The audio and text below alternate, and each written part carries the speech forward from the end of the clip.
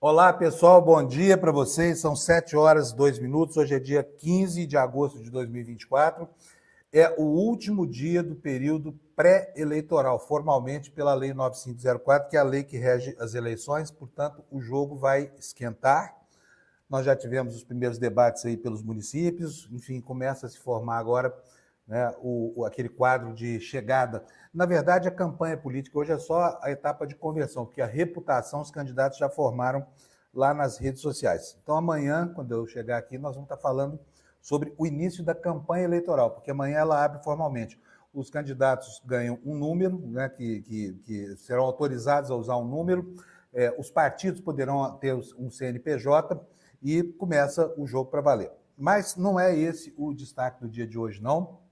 O destaque do dia de hoje são essas trapalhadas que a gente viu lá em Brasília, né? Que ontem todo mundo acordou assustado com aquela história lá de golpe contra o Xandão e tudo mais, mas ao longo do dia as coisas foram se dirimindo e o clima foi ficando mais ameno. Aí, quando ficou claro que havia algum erro muito grave nas informações veiculadas pela Folha de São Paulo. A propósito, eu vou começar o programa de hoje contando uma história para vocês. Dizem que é uma história verídica, eu não sei se é verídico ou não, mas vale como registro histórico disso aqui. É o seguinte, muito antigamente, ela é uma história cheia de preconceitos, e estou usando os preconceitos aqui para fazer uma ilustração daquilo que está acontecendo hoje no Brasil, vocês já vão entender como é que funciona isso. Dizem que um velho oligarca do estado de Goiás, lá pelos anos 40 ou 50, numa cidade importante do estado, tinha um jornal, todo político tinha um jornal no interior de Goiás, aliás, até muito pouco tempo atrás, quando ainda existiam jornais no planeta. E aí, na cidade dele, apareceu do nada um médico gaúcho, muito bom, espírita, generoso, o sujeito atendia todo mundo de graça, quando era de graça aceitava uma galinha em troca de uma consulta, saía de casa de madrugada para ver a dor de barriga das crianças, a febrezinha, enfim, devagarzinho esse sujeito foi virando quase um santo lá para sua comunidade. E as pessoas, então, passaram a pedir para ele para ingressar na política, porque todos queriam votar nele. E aí começou o processo eleitoral e ele realmente se engajou no partido e falou, vou disputar essa eleição porque as pessoas estão querendo que eu faça isso. Aí o dono do jornal, o oligarca velho, que se sentiu ameaçado, pegou um dos seus repórteres e mandou na cidade de onde esse homem tão bondoso havia saído para investigar a vida dele. A ordem era fazer uma devassa. Não me volte aqui sem informações concretas, porque alguma coisa de muito ruim esse sujeito fez lá no Rio Grande do Sul. Um mês depois, volta o repórter para o interior de Goiás, e aí, apaixonado pela história do médico, fala, olha, eu sinto muito, eu vou pedir demissão do jornal, não tenho como escrever uma história desairosa a respeito desse personagem, porque o homem é quase um santo. Então, estou pedindo minha demissão. Aí o dono do jornal falou assim, não, imagina, pode sentar aí na máquina de escrever e redija a sua matéria do jeito que você quiser. Vou publicar tudo, não vou cortar uma linha. Dito e feito, foram 3 páginas do jornal recheadas de elogio e lá no finalzinho, o dono do jornal, o velho oligarca, só acrescentou uma frase. E a frase era o seguinte, por conta disso tudo é que não acreditamos que ele seja homossexual. Então imagina isso lá nos anos 40 ou 50. Né? O médico desapareceu de lá, nunca mais foi visto no estado de Goiás, o velho oligarca continuou governando assim com todo o poder que lhe foi conferido pela má-fé no exercício da sua função social de jornalista. E o jornalismo é assim mesmo. O jornalismo é uma atividade, é um mistério que pode ser exercido de boa ou de má-fé. Pode ser feito com honestidade, com ética, ou pode ser feito de maneira desonesta, leviana e atabalhoada. Pois olha, o que aconteceu com a Folha de São Paulo nesta semana, um jornal que nos anos 80 e 90 era tão altivo, que ingressou no século XXI, né, com o nariz empinado e de repente se vê transformado num mero pasquim a serviço da pior coisa que existe no Brasil, essa coisa chamada bolsonarismo. E não é possível se entender de outra forma a reiteração dos erros da cobertura desse jornal. Então, eu vou começar o programa de hoje mostrando para vocês aonde reside a má-fé, porque não há outra forma de entender a atuação de um jornal que insiste no assunto que é letra morta, que está vencido pela repercussão institucional que teve e pela repulsa criada em pessoas que observaram, né, essa aliança, né, entre um jornal em desgraça, um jornal que, enfim, hoje não é nada mais do que um apêndice de um banco, que é o que virou o UOL, né, esse grupo antigo da Folha de São Paulo, e as piores práticas de um jornalista que é muito próximo do Partido Republicano, da Fox News, essa coisa toda. Eu estou falando do Glenn Greenwald aqui, tá? E, enfim, e aí se criou essa confusão toda no país, uma confusão que, infelizmente, parece já debelada, sem nenhum risco para a nossa democracia. Qual era o objetivo dessa campanha toda? A gente não sabe exatamente como é que o Glenn obteve acesso a essas informações, mas a gente é capaz de intuir por que elas foram publicadas, e não é difícil entender isso a partir da repercussão que aconteceu. Então, vou começar o programa aqui mostrando para vocês a matéria de hoje da Folha de São Paulo, e aí vocês me digam se há má-fé ou se há boa-fé nesse tipo de jornalismo que o antigo jornalão paulista vem exercendo. Antes de mais nada, preciso dizer aqui para vocês que não é só pela sua tablet ou pelo seu celular que você consegue assistir ao nosso programa. Ele está também nos sites do Eduardo Moreira, do ICL, nos canais aqui no YouTube, também na TV aberta, na TVT em São Paulo, na região metropolitana de São Paulo, você pode assistir pela TV aberta. Também pelo rádio você pode nos ouvir, né? Pela Rádio Brasil Atual, 98,9 FM, na região metropolitana de São Paulo. Pode nos assistir pela TV Quirimurê, que é um canal aberto da Grande Salvador, pela Rádio Heliópolis FM de São Paulo, 87,5, e também na Pop TV do Rio Grande do Sul, em Porto Alegre e também em Sobradinho. Então, isto posto, vamos passar a matéria que eu falei que eu ia mostrar para vocês da Folha de São Paulo. Vou compartilhar aqui a minha tela e quero que vocês prestem atenção para me dizer aqui, eu que sou jornalista há quase 50 anos, se isso é trabalho de jornalista, se isso é condição de jornalista.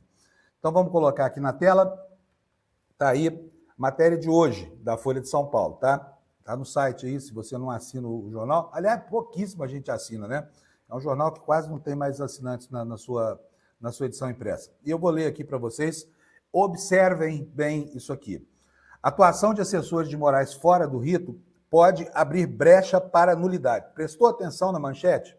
Atuação de assessores de Moraes fora do rito pode abrir brecha para nulidade.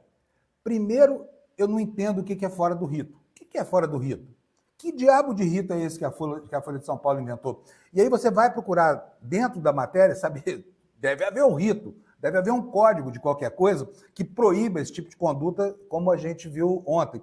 Só que não há nada. Inclusive a matéria é uma forçação de barra miserável. Por quê? Porque ela afirma aquilo que ela nega.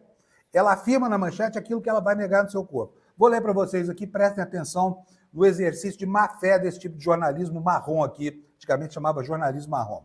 Olha só, atuação de assessores de Moraes fora do rito pode abrir brecha para nulidade.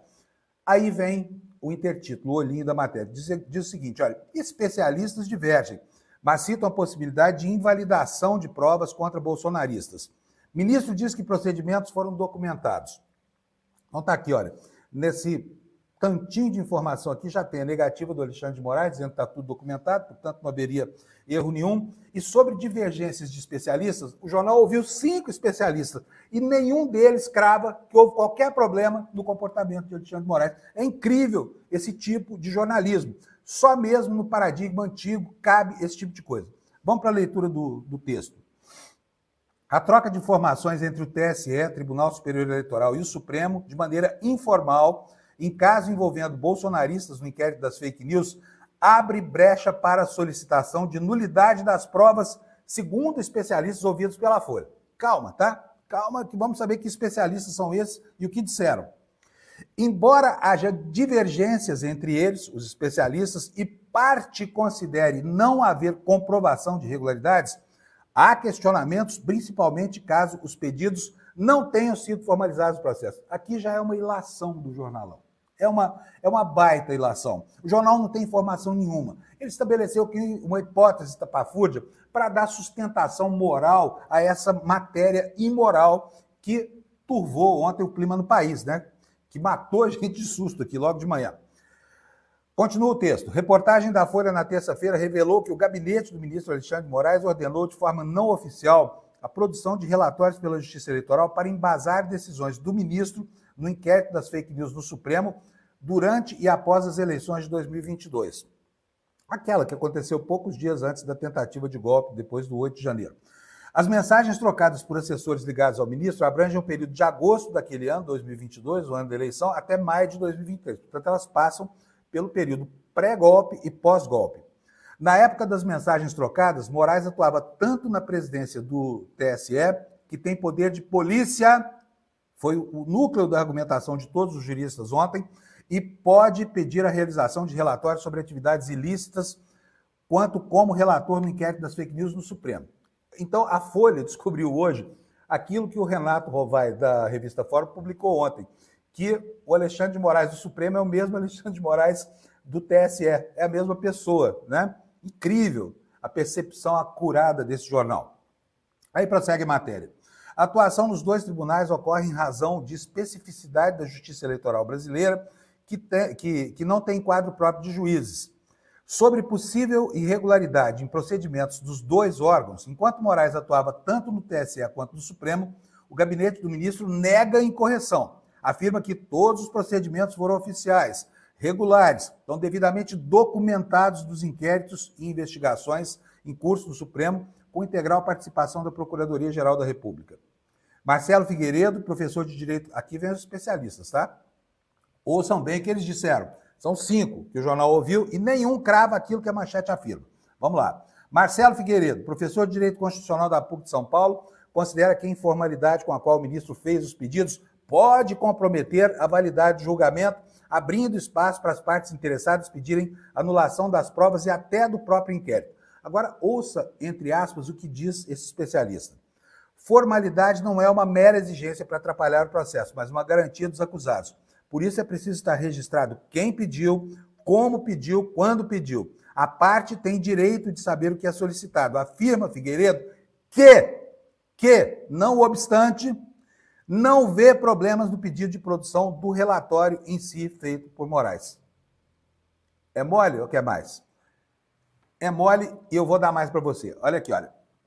Já Raquel Scalcon, consultora e professora de Direito Penal da FGV de São Paulo, afirma que a falta de documentação, que aqui eu repito, é apenas uma ilação, se comprovada, pode ser um problema na medida em que dificultaria, verbo no condicional, o acesso das partes e poderia invalidar as provas, mas não o inquérito todo. Percebeu? Percebeu como é que se faz esse jornalismo, desculpa, esse jornalismo de merda que a Folha de São Paulo está fazendo? Desculpa aqui o palavrão. O que está em discussão, me parece, é só um pedaço daquele inquérito, uma parte pequena, considerando o tamanho da investigação e tudo que foi produzido até o momento. Para além dessas questões, não acho que isso tenha efeito, como efeito de derrubar o inquérito. Então vamos lá. Segundo especialista, não derruba o inquérito. Raquel Scalcon declarou aqui para a Folha de São Paulo. E assim segue a matéria. Não vou ler tudo, porque não precisa, porque isso aqui enfim, dá prestígio demais para esta qualidade de péssimo jornalismo. Aí fico aqui me perguntando por que esse jornaleco não pediu desculpas aos seus leitores por ter enganado as pessoas ontem, entendeu? Criando esse quadro todo de alarde no Brasil, que não se justifica naquilo que foi levantado por esses super repórteres aí do Partido Republicano dos Estados Unidos. Fico me perguntando aqui, de qualquer forma, a repercussão foi muito grande, assanhou os bolsonaristas lá em Brasília. Eles falaram o dia inteiro que iam fazer CPI, não sei o que mais, que ia sair. No fim do dia já estavam mansinhos, viu, gente? Porque não havia como dar andamento a isso, porque isso é uma trampa, é um truque, é uma jogada de bandidos, né? Mais uma vez golpeando aquele que é o principal protetor da democracia brasileira. Mas, tá aqui, eu vou pedir para o Jimmy botar na tela para a gente. Isso, obrigado. Olha aí, ó, Damares assanhadaça lá em Brasília, defendendo o impeachment do ministro Alexandre de Moraes. Ela já tinha se manifestado na véspera, né? Vou ler aqui um trechinho para você. Olha, a senadora Damares Alves, republicanos, defendeu o pedido de impeachment do ministro Alexandre de Moraes do Supremo. A senadora destacou a gravidade da matéria divulgada pelo jornal Folha de São Paulo, que afirmou que o ministro teria utilizado o Tribunal Superior Eleitoral para investigar apoiadores do presidente Jair Bolsonaro. Vou fazer aqui usar uma uma afirmação do Rodrigo Viana ontem, meu amigo Rodrigo Viana aqui do ICL, que ele falou o seguinte, com muita assertividade. Ora, o que esse tribunal, tanto o Supremo, no caso das fake news, quanto o TSE, estava investigando? Estava investigando um golpe de Estado no Brasil, tinha que agir rápido, entendeu? Então, eram mesmo os bolsonaristas que eles tinham que investigar, ou não? Vai investigar quem? A Madre Teresa de Calcutá? Não, é Flávio Bolsonaro, Eduardo Bolsonaro, Alan dos Santos, aquele Oswaldo Eustáquio e Companhia Limitada, Paulo Figueiredo. Óbvio, todos esses nomes que desfilaram de novo pelo noticiário eram as pessoas que estavam tramando esse golpe no Brasil. E quer que o Supremo investigue quem, meu filho? Fala sério. Hã? Então tá aí a Damares toda assanhada, informou que protocolou um pedido de investigação no Conselho Nacional de Justiça contra o juiz auxiliar, que é o braço direito do Xandão lá no Supremo.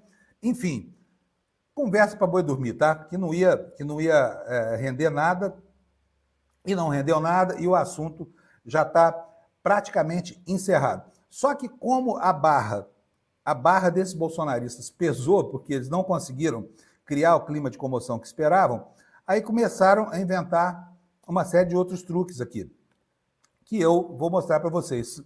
Vocês já viram pedido de sigilo em voto de impeachment de ministro do Supremo? Olha aqui, ó, já estão preparando isso.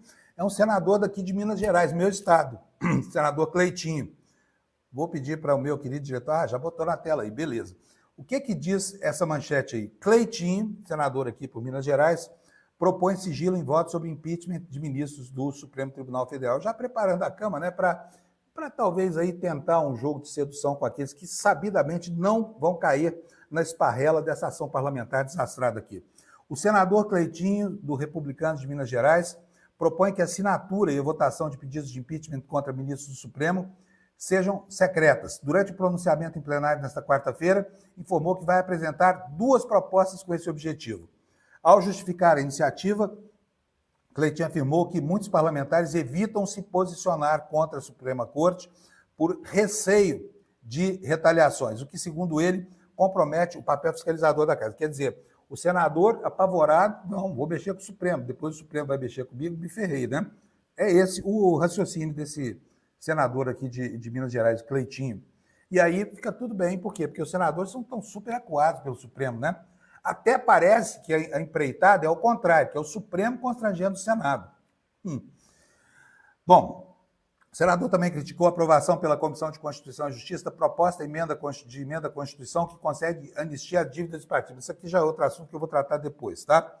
Então está aqui o senador Cleitinho. Vou pedir para tirar da tela para mim e vou tocar aqui avante. Teve outros bolsonaristas assanhados ontem lá em Brasília, né? Um deles é aquele sujeito que tentou gravar o Alexandre de Moraes, o Marcos Duval. Vocês se lembram dele? É inacreditável a capacidade desse sujeito de se meter em confusão.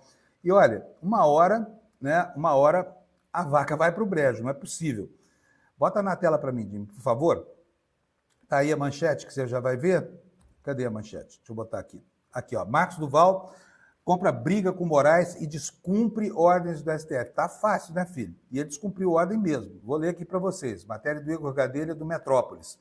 Senador Marcos Duval descumpriu ordens do ministro do Supremo, Alexandre de Moraes, de entregar o passaporte e de não usar as redes sociais. Estão ficando, né? Esses caras estão ficando atrevidos. O senador bolsonarista Marcos Duval, do Podemos do Espírito Santo, decidiu comprar briga com Alexandre de Moraes. Se recusou a cumprir ao menos 2 ordens determinadas pelo ministro do Supremo contra o parlamentar. A mando de Moraes, a Polícia Federal intimou Duval nesta quarta-feira, ontem, com 2 ordens do ministro. Primeiro, proibição de usar qualquer rede social. Segundo, entrega imediata de todos os passaportes. Os agentes da PF foram até a casa onde o senador mora, em Vitória, e foram recebidos pelo próprio parlamentar. Mas Duval alegou que não estava com os passaportes e que os entregaria posteriormente à PF. A coluna, no entanto, ao Igor Gadelha, o parlamentar afirmou que só entregará o documento após cumprirem o que diz a Constituição. O Senado tem que autorizar e eu ter acesso à decisão judicial, disse aqui o senador bolsonarista, ultra-bolsonarista, se recusando a entregar o seu bonito e lindo passaporte.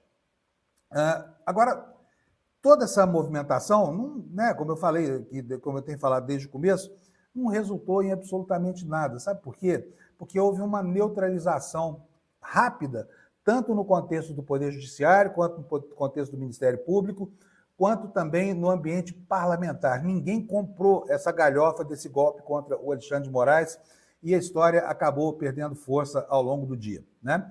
Nós vamos ver aqui alguns vídeos, algumas manifestações dos ministros do Supremo, talvez vocês já tenham visto ontem, mas é importante colocar isso aqui no ar, porque isso aqui demarca o fosso que existe entre a dissonância cognitiva que esses bolsonaristas tentam induzir e, enfim, esse estado de prostração em que jogaram o país. Felizmente acabou a anomia, ninguém se deixou levar por isso aqui. Vamos começar pelo ministro Flávio Dino. Sou fã desse ministro, incondicional. Veja só o que ele disse ontem no evento público sobre essa tentativa de golpear o Xandão, essa última tentativa de golpear o Xandão por parte dos bolsonaristas. Fala, ministro Flávio Dino. E quero saudar muito, especialmente o ministro Alexandre de Moraes. Nesse momento ele é acusado de um crime gravíssimo, qual seja, cumprir o seu dever. Em relação a certos parâmetros de organização do mundo, aquele que cumpre o seu dever é atacado. E nós estamos, queridos colegas que aqui estão, diante da inusitada situação em que se questiona o exercício de ofício do poder de polícia. Tá bom. Primeiro, Flávio Dino. Vamos ver se forma aqui maioria do pleno do Supremo. Vamos ouvir agora a explicação do próprio Alexandre de Moraes, porque ele ontem se explicou, deu uma explicação bastante tranquila, fácil de entender e, enfim, garantiu que está tudo certo, que está tudo anotado, que, enfim, não tem nada de secreto, tem nada demais, não existe essa pantomima que a extrema-direita tentou criar para embaçar aí o clima. Vamos ouvir Xandão. O caminho mais eficiente da investigação naquele momento era a solicitação ao Tribunal Superior Eleitoral, uma vez que a Polícia Federal, lamentavelmente, num determinado momento, pouco colaborava, nós sabemos, com as investigações, retirando o apoio do delegado. O delegado que atuava nos inquéritos chegou a ficar com um único agente policial para poder realizar todas as diligências. Seria esquizofrênico eu, como presidente do Tribunal Superior Eleitoral, me auto-oficiar. Até porque, como presidente do Tribunal Superior Eleitoral, no exercício do poder de polícia, eu tinha o poder, pela lei, de determinar a feitura dos relatórios. Hoje esse meio investigativo continua possível, esse compartilhamento de provas, que é um meio admitido pelo Supremo Tribunal Federal, hoje sim eu oficiaria a ministra Carmen, porque agora a presidência do Tribunal Superior Eleitoral é da ministra Carmen. Então, eu, como presidente do TSE, determinava a assessoria que realizasse o relatório. Porque senão, como é que faria? Ele mandaria um ofício? Pois é. E já pensou que coisa engraçada? Porque, acho que a Folha esqueceu de raciocinar mesmo, não percebeu que era o mesmo ministro lá e cá. E não percebeu também que a conversa era entre assessores. Não tem nada contra o Alexandre de Moraes aqui, não tem absolutamente nada. E essa história de que, tá fora do rito. Que diabo de rito é esse? Pergunta aí se você tem algum amigo advogado, algum constitucionalista, alguém que entenda dos tais ritos mesmo do Supremo, se existe esse tal desse rito que a Folha inventou. Me parece que é um irrito. Sabe? A Folha está irritando o Brasil desde que embarcou nessa história de fake news. O primeiro a se manifestar ontem foi o ministro Barroso, e a gente vai ouvir agora o trechinho da fala do ministro Barroso, descartando mais uma vez qualquer irregularidade disso aí e trazendo a público, com clareza, um movimento de defesa da instituição na pessoa do ministro Alexandre de Moraes. Pode falar, Barroso. O Tribunal Superior Eleitoral tem o que tecnicamente se chama poder de polícia. O poder de polícia é exercido, e esse é o termo técnico, de ofício, ou seja, independentemente de procuração.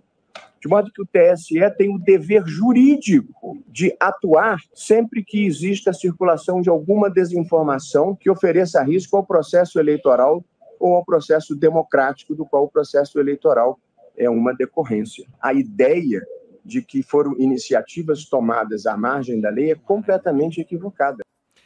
Aproveitando, quero trazer também o ministro Flávio Dino, porque ele foi o primeiro a se manifestar depois que a reportagem da Folha foi para o ar, ele já foi direto falando, e o Dino...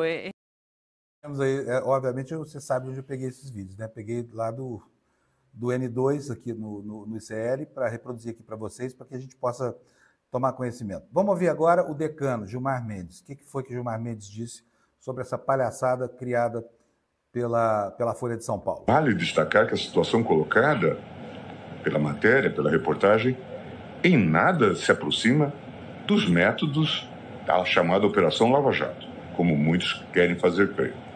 Comparações desses jair são irresponsáveis e sem a menor correlação fática. Aqui não há combinações espúrias entre promotor e juiz e nem ordens aos procuradores ou delegados para se comportarem desta ou daquela maneira. Portanto, querer comparar os métodos utilizados naquela operação com a forma de condução do ministro Alexandre nos procedimentos em curso nesta corte são uma tentativa desesperada de desacreditar o próprio Supremo Tribunal Federal em busca de fins obscuros relacionados à impunidade de pessoas que perpetraram graves atos, inclusive tentativas ou propósitos de golpe.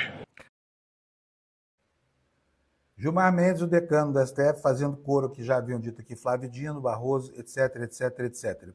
E nós temos mais aqui, porque, olha, ontem, né, todo mundo saiu para tentar ouvir os juristas, para repercutir, porque, afinal de contas, parecia grave demais. Eu, aqui mesmo de manhã, fiquei apavorado, porque não sabia exatamente entender o que estava acontecendo, e sabe que 5 horas da manhã não é hora de ligar para a fonte, porque elas não atendem o telefone. Então, até a gente entender a gravidade, alguma confusão sempre aparece, né? E, bom, vocês viram aqui, mostrei agora há pouco, que a Folha de São Paulo tentou ouvir 5 especialistas, nenhum deles corroborou a hipótese levantada pelo jornal, nenhum deles concordou com a manchete que essa espelunca dessa Folha de São Paulo teima em sustentar hoje, no dia de hoje, né? Quando tudo isso já ficou claro. Nós ouvimos aqui no ICL vários juristas que todos eles foram unânimes. Esses disseram, sim, que tudo isso não passou de uma pantomima, ou seja, de uma palhaçada mesmo. Vou colocar só um, basta, porque ele representa todos os outros, é o Cacai, que você conhece tão bem, daqui do próprio ICL. Ouça o que diz o nosso querido Cacai, um dos maiores advogados criminalistas do país.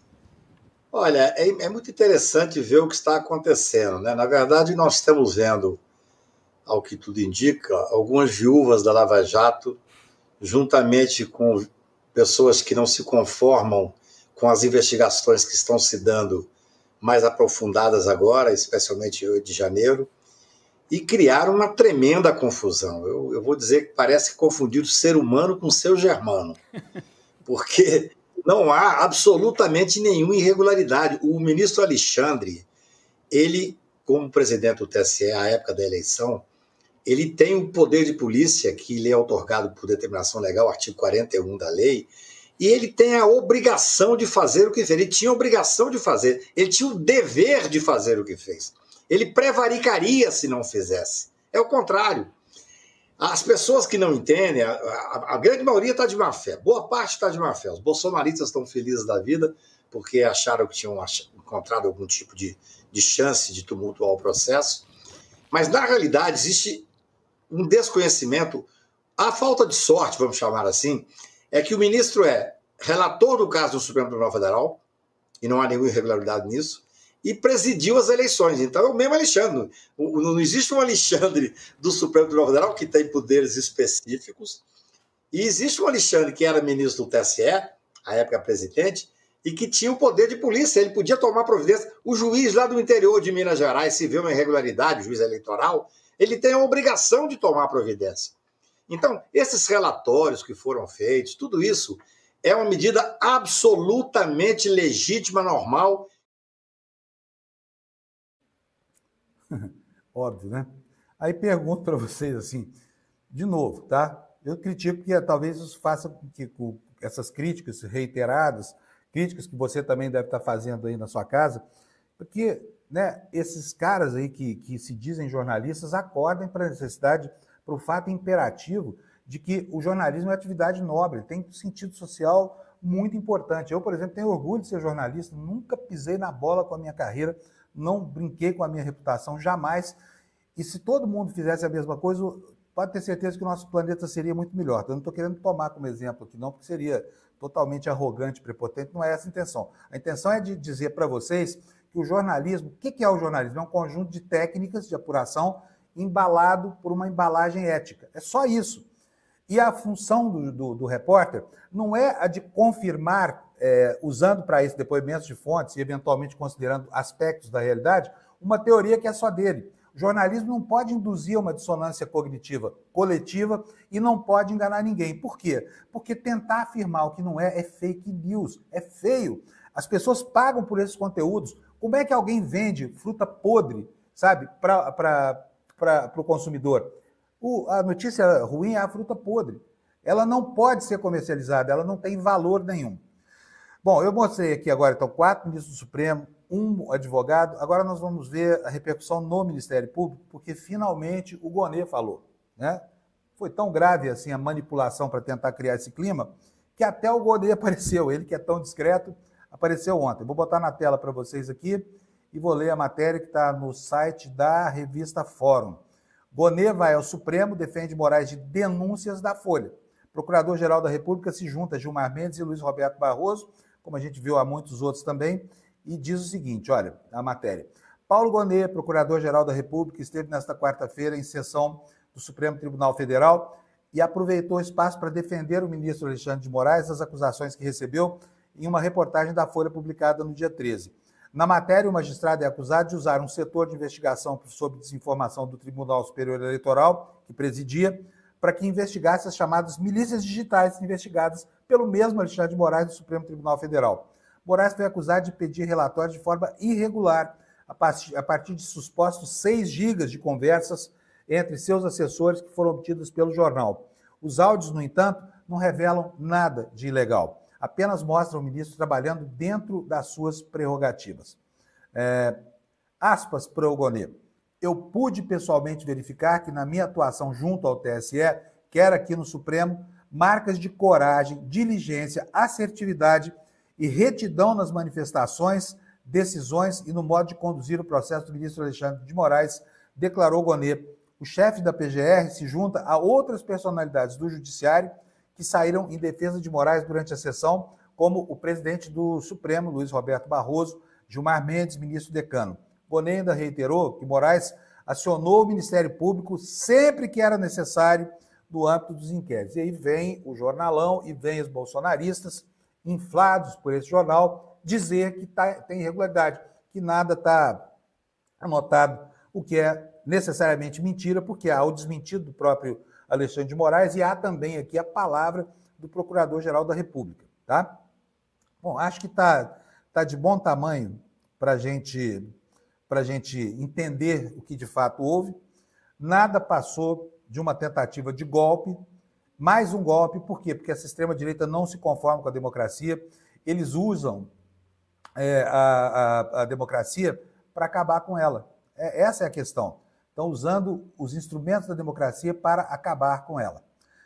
Olha, houve um contravapor. Houve algo muito interessante ontem também, que foi o seguinte, Xandão não só não se intimidou, como mandou prender 2 bolsonaristas célebres. Mandou prender 2 bolsonaristas que aprontaram muito, que foram próceres dessa história toda do golpe no Brasil. E esses bolsonaristas são, deixa eu pegar aqui para vocês, eu quero colocar aqui na tela para vocês, são o Alan dos Santos, aquele terrorista do site, né, de um dos sites que foram utilizados como a ponta da lança dessa articulação para o golpe. E nesse contexto, esses caras se ferraram ontem mais uma vez, porque o Xandão mandou buscar, né? E a Polícia Federal está usando novos argumentos aqui para tentar trazer de volta para o Brasil os dois, tanto o Eustáquio, que é aquele falso cadeirante, quanto o Alan dos Santos, para que eles finalmente passem a cumprir aquilo que já deveria ter acontecido há muito tempo, cumprir um período na cadeia, enquanto não são julgados e condenados aí pela articulação dessa tentativa de golpe. Vou mostrar para vocês aqui a coluna da Bela Megali. Pedir para o Jimmy botar na tela para mim, por favor, para me ajudar aqui. O que a Bela está contando para nós? Que a PF vai usar um novo argumento para pedir extradição do Alan dos Santos lá dos Estados Unidos. O Alan dos Santos é esse cara aqui, ó.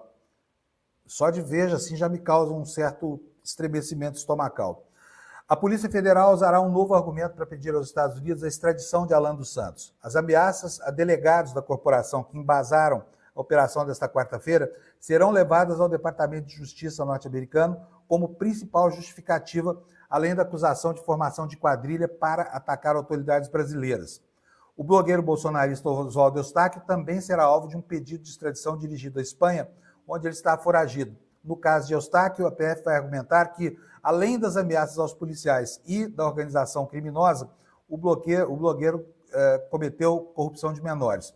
Como mostrou a coluna da Bela Megali, os investigadores apontam em relatório apresentado ao Supremo o uso dos 3 filhos menores de idade para atacar delegados que atuam em inquéritos presididos pelo ministro Alexandre de Moraes.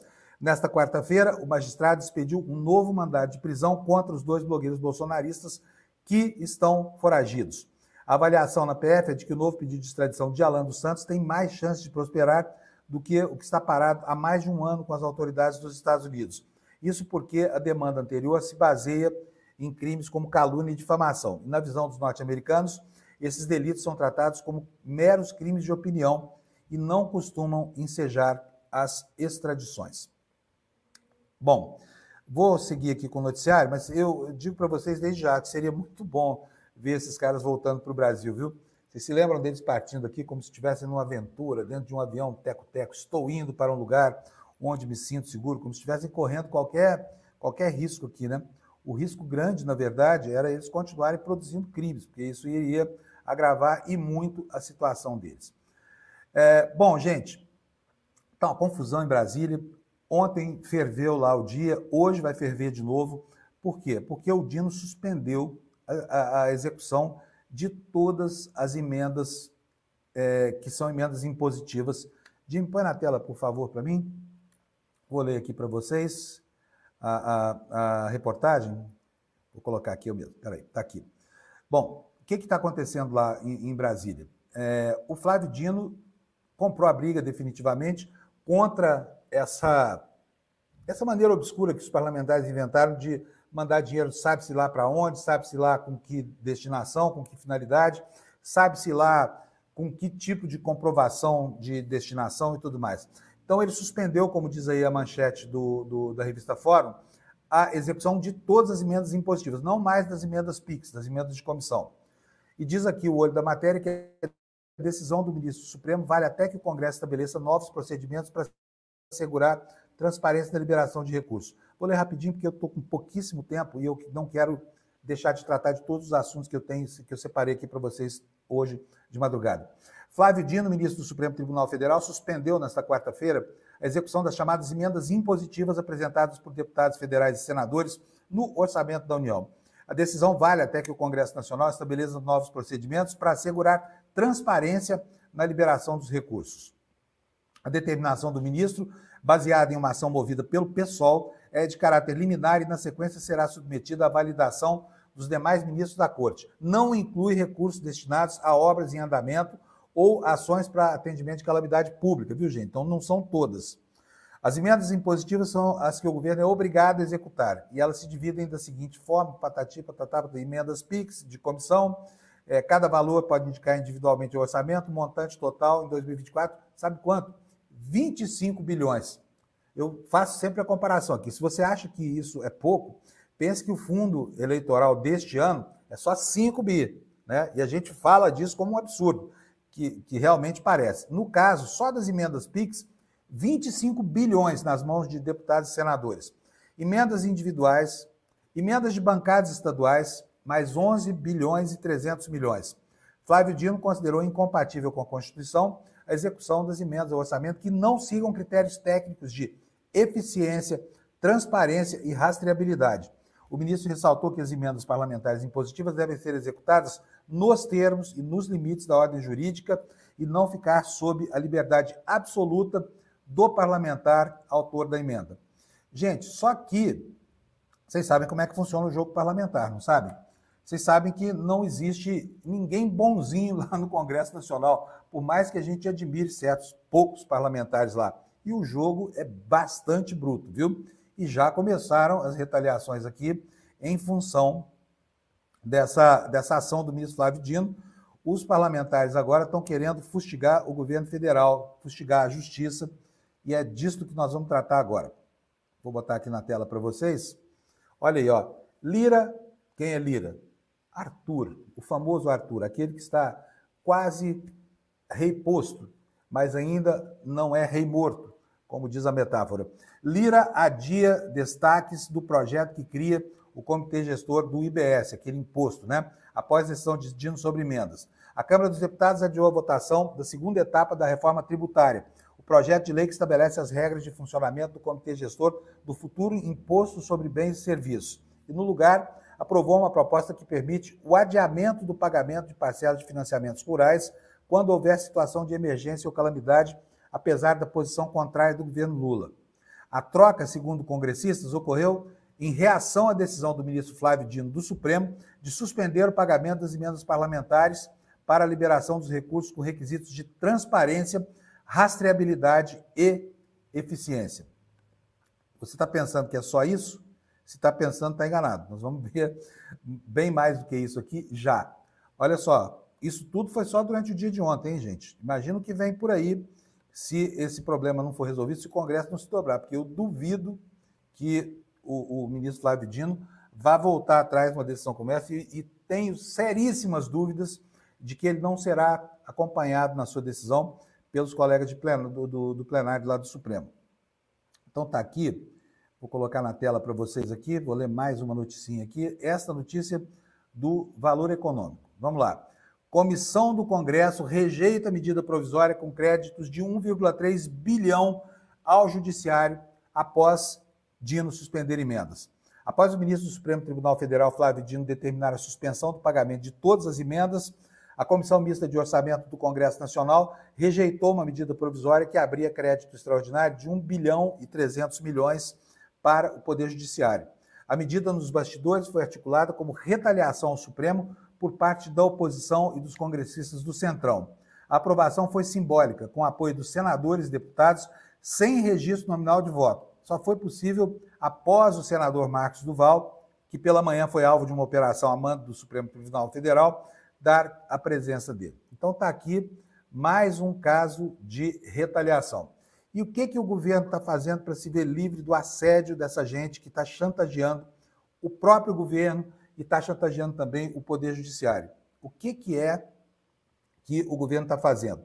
Vou mostrar para vocês agora uma reportagem do jornal O Globo. Cadê aqui? Deixa eu só compartilhar a tela com vocês, porque senão vocês não vão ver nada.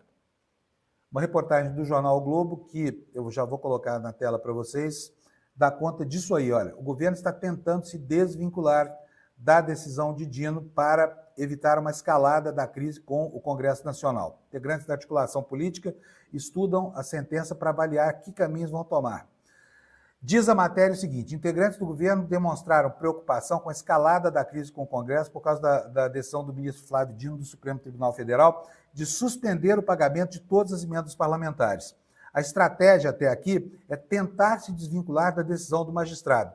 Dino foi ministro da Justiça do presidente Luiz Inácio Lula da Silva até fevereiro passado, antes de ser indicado para o Supremo Tribunal Federal. Na quarta-feira, após a decisão de Dino, a reação foi imediata. Na Câmara, foi adiada a votação de destaques da regulamentação da reforma tributária, que é uma pauta prioritária do ministro Fernando Haddad. O cancelamento foi interpretado como um recado a Dino. Acabei de falar disso aqui com vocês. Logo depois, a Comissão Mista de Orçamento do Congresso rejeitou uma medida provisória que prevê um aumento no orçamento do Poder Judiciário, como a gente já viu também.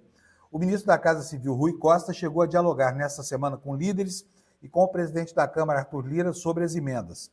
A mesma surpresa que o Legislativo teve, o governo também teve, afirmou o líder do governo no Congresso, Randolfo Rodrigues, do PT do Amapá, querendo deixar isso tudo aí na conta do ministro Flávio Dino. Indagado sobre o fato de os parlamentares enxergarem o dedo do governo na decisão de Dino, Randolph disse que, se fosse da oposição, também tentaria fazer o vínculo. Argumentou ainda que há votações de interesse do governo ocorrendo nesta semana do Congresso e que, por isso, seria uma insensatez tentar conturbar o ambiente. O que agrava isso, gente, nada mais é do que o quadro eleitoral que está se formando. Por quê?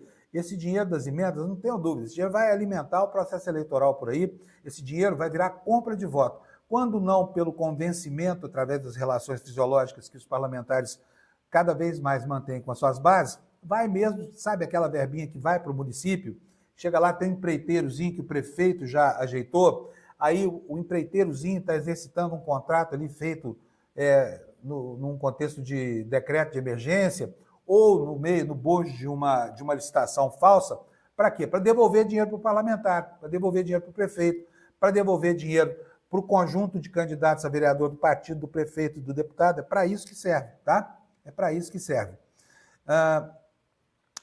Enquanto isso, avança na Comissão de Constituição e Justiça aquele projeto que eu considero uma excrescência absoluta de anistiar os partidos que não cumpriram as cotas de negros e de mulheres. Isso é um absurdo, num país com o racismo estrutural do Brasil, que os partidos que fizeram a legislação, porque quem faz a lei no Brasil são os parlamentares, isso aqui não é uma ditadura, quem escreve as leis são os parlamentares, e a lei diz que tem que ter cotas de 30% para negros e mulheres. Como os partidos não dão a mínima para essa legislação, sempre a descumprem, o que acontece? Acabam tomando multas pesadas. Hoje são 23 bilhões de reais em multas a serem quitadas aí pelos partidos. E está aqui, olha, a CCJ, cadê? Deixa eu aumentar aqui, senão não consigo ler. A CCJ aprovou uma mudança de regra para partido que descumpriu cotas e o texto agora vai a plenário. A proposta de emenda à Constituição que cancela os débitos dos partidos que descumpriram a aplicação mínima de recursos em candidaturas de pretos e pardos nas eleições passadas avançou em sua tramitação no Senado. Foi aprovada pela CCJ nesta quarta-feira e agora segue para votação em plenário. Para que sejam canceladas as dívidas e consideradas cumpridas todas as normas das eleições anteriores que estabelecem cotas raciais na aplicação de recursos eleitorais, o texto determina que os valores que deixaram de ser aplicados terão de ser investidos em candidaturas de pretos e pardos nas 4 eleições a serem realizadas a partir de 2026. Essa PEC foi aprovada pela Câmara dos Deputados no mês passado, quando foi, então, enviada ao Senado, na CCJ. A PEC recebeu parecer favorável do relator, o senador Marcelo Castro. Ele apresentou 2 emendas de redação. Tem aqui uma gravação do senador Marcelo Castro e eu quero dividir com vocês aqui, para que vocês entendam. Eu acho o fim da picada, mas vamos lá. O senador acha que está tudo bem, tá? E não tenha dúvidas de que essa matéria vai passar reto pelo plenário do Senado, assim como passou pela Câmara, já que já está pronta, vencida a etapa da CCJ, para entrar em votação no plenário do Senado. Então, você se prepare para ficar indignado daqui a mais alguns dias, quando ela for votada e aprovada. Vamos ouvir a justificativa do senador Marcelo Castro. Nós entendemos que é uma questão justa, vai trazer uma tranquilidade, vai trazer um alívio aos partidos políticos, sem, no entanto, você penalizar o fisco. O governo vai receber os seus recursos e o refis, nós estabelecemos as mesmas formas dos refis que são feitos para as empresas. Pois é.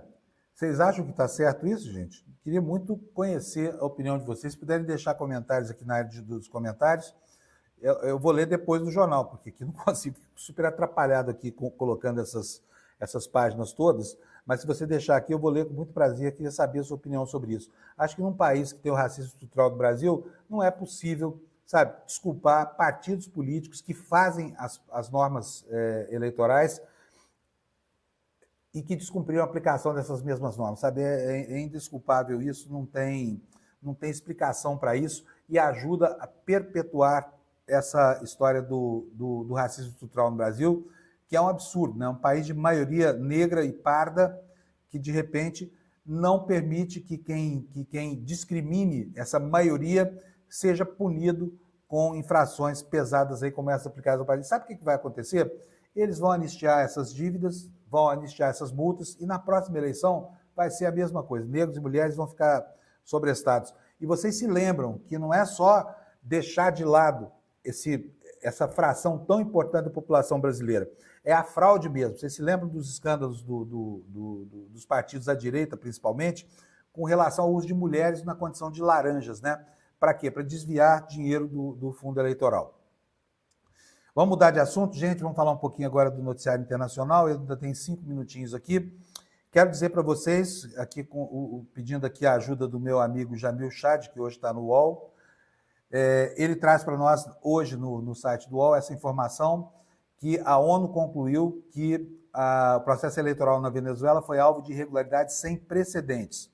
Diz aqui o Jamil: um relatório preliminar da ONU sobre a eleição da Venezuela constatou que o processo foi marcado por irregularidades e falta de transparência.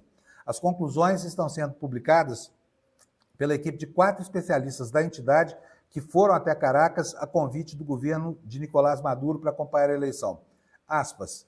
O processo de gerenciamento de resultados do Conselho Nacional Eleitoral ficou aquém das medidas básicas de transparência e integridade que são essenciais para a realização de eleições confiáveis, constatou a equipe da ONU. Aspas novamente. Ele não seguiu as disposições legais e regulamentares nacionais e todos os prazos estipulados não foram cumpridos. De acordo com a experiência do painel da ONU, o anúncio do resultado de uma eleição sem a publicação de seus detalhes ou a divulgação dos resultados tabulados aos candidatos não tem precedentes nas eleições democráticas contemporâneas, constatou a ONU. E isso teve impacto negativo sobre a confiança no resultado anunciado pelo CNE entre uma grande parte do eleitorado venezuelano. O informe destaca que Maduro apresentou uma reclamação à Câmara Eleitoral da Suprema Corte de Justiça, supostamente buscando uma revisão do processo e também a verificação dos resultados. Vamos mudar de país agora, vamos para a Argentina, vamos? Vou mostrar para vocês que, né, não vou falar do Alberto Fernandes hoje não, tá? O assunto super importante, mas hoje está fora aqui do noticiário. Eu vou mostrar para vocês um absurdo que está acontecendo lá. Gente, imagina por que a gente luta tanto aqui contra a volta dessa extrema-direita ao poder. Porque eles estupram as instituições. Eles têm uma desumanidade implícita, que é algo inacreditável. E lá, o Milei está botando para quebrar mesmo. Olha só o que o cara fez. Matéria do jornal Página 12, dizendo aqui, ó, Milei desmantelou o organismo que busca crianças que foram apropriadas pelos militares ou desviadas para a família de pessoas que apoiavam a ditadura enquanto governavam o país os generais na Argentina, né? Vou traduzir aqui, porque eu quero que você leia junto comigo, tá? Cadê? Traduzir para o português. O governo que protege os deputados que visitaram genocidas na prisão acrescentou um outro item ao seu currículo negacionista, diz o Página 12. Ordenou o esvaziamento da Comissão Nacional do Direito à Identidade, o órgão encarregado de localizar os bebês que foram roubados durante a fase do terrorismo do Estado.